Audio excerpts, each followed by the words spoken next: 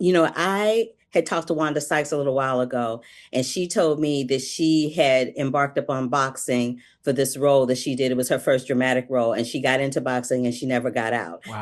So I wanted to talk to you guys about navigating the stunt work for Sugar, because y'all was jumping and running and boxing and doing all the things. And I just wanted to talk about what kind of training it took to go through those scenes, because I can't imagine that you've done something like that before to that nature in an episodic series, probably in a film, but not in an episodic series. Yeah, I first got turned on to boxing when I saw The Bourne Identity, and that was Matt Damon's first go at being an action star, and I had never seen a sort of transformation in my life in following an actor, going from the roles that he's played before that to go to an action star in that instance. And I remember there was one interview where he said boxing training taught him a directness that allowed for him to take that into his craft. And it was a one-to-one that he was able to directly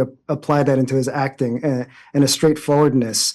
And I found that to be fascinating. And those two are, I feel like acting and boxing have been tied together for quite some time. And some of the greatest, most cinematic movies are about boxing and boxers. And we're always curious about, because it is the most raw form of battle, from one human to beat another human.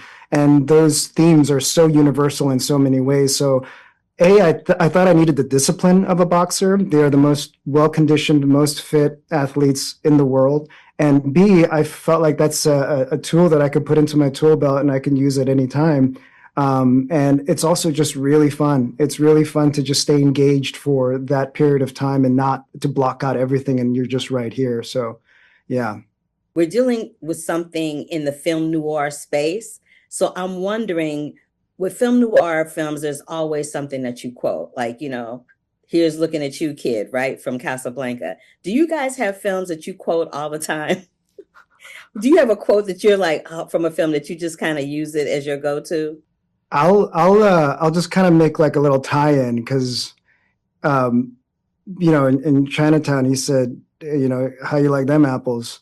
And you hear that again in another Matt Damon movie. And it's something that I think about saying all the time, but I think it's too cheesy to say all the time. But how you like them apples? It's just, anytime I serve something or like I feel like I just want an argument, I think in my head, how you like them apples? With a thick Boston accent. Yeah. Yeah. I mean, I probably have a lot, but I'm the one I keep thinking of Will Ferrell for whatever reason. He was pretty seminal in my youth growing up. And I feel like any one of his lines, maybe from Anchorman, probably have stuck with me and maybe I use on a regular basis. And what would that be? 60% of the time it works all the time. That's actually a Paul Rudd line about Black Panther cologne that uses real bits of Panther.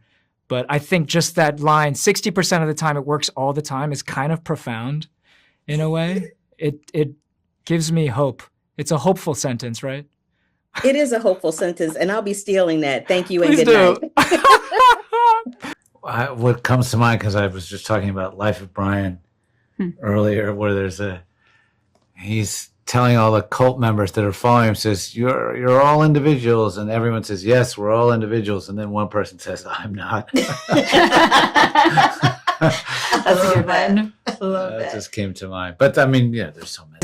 There's a beautiful moment in Lord of the Rings where Gandalf talks about because Frodo says that he wishes that the ring had never come to him, and he says that so do all who see such times. But he's talking about the idea that you will wish that you didn't have the challenges put in front of you, but that is the entire point of being here and moving forward.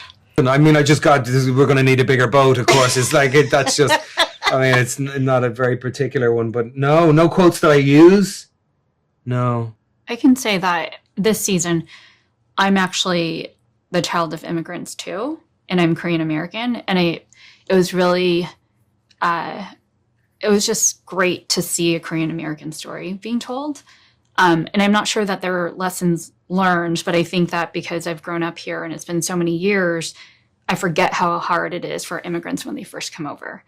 And you get to reflect on that and see there's hundreds of thousands, if not millions of people here in that experience, having to acclimate and figure out their place in the world while our country is, where it is right now.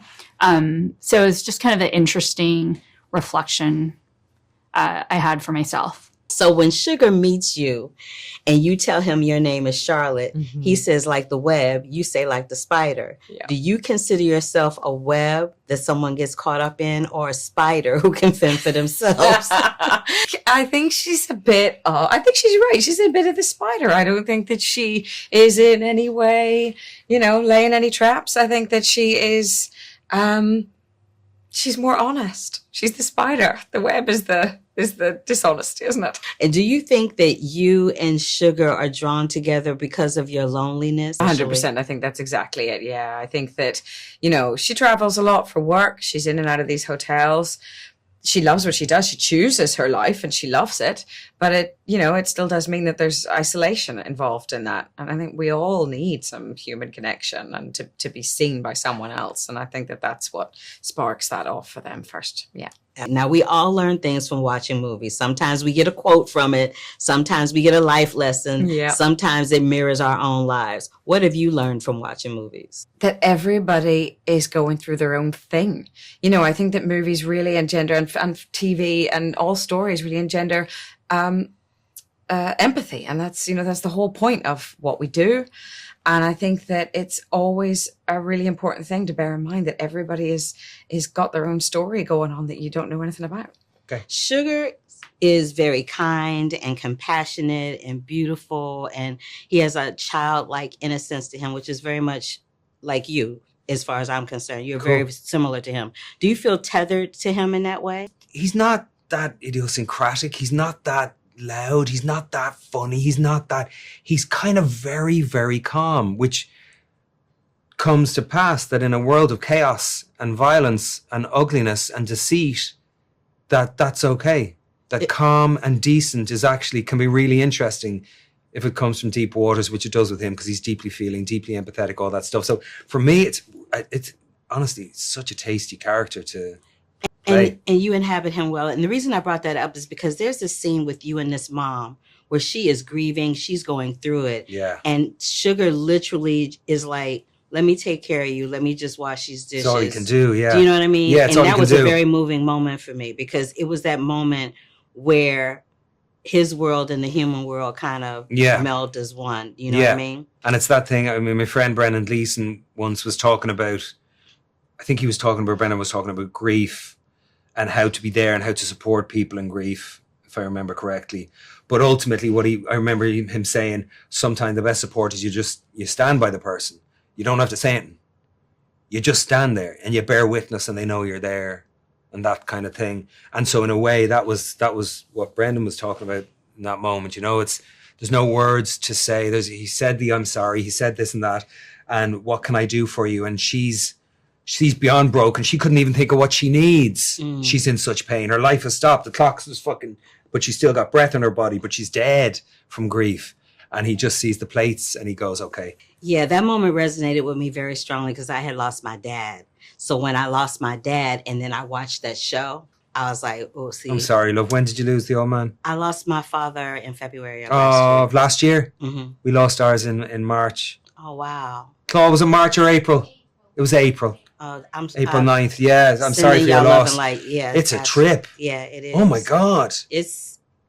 The hardest thing for me was the fact that my father was a very lively person. Yeah. Do you have any recording of it? I know it's not the same. Okay. I know it's not the same. Oh, I know in person in the moment. My father was. Do you have him well documented? Do you have him well documented? Yes. Man, I love your old man. I never even met him. He brought you into the world. Look at you, man.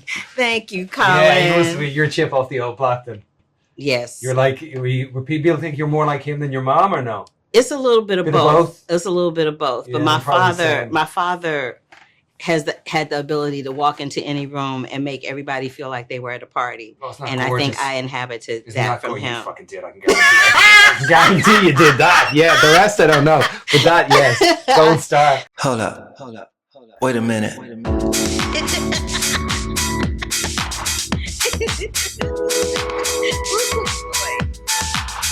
I wish you love, peace, and hair grease. Love, peace, and hair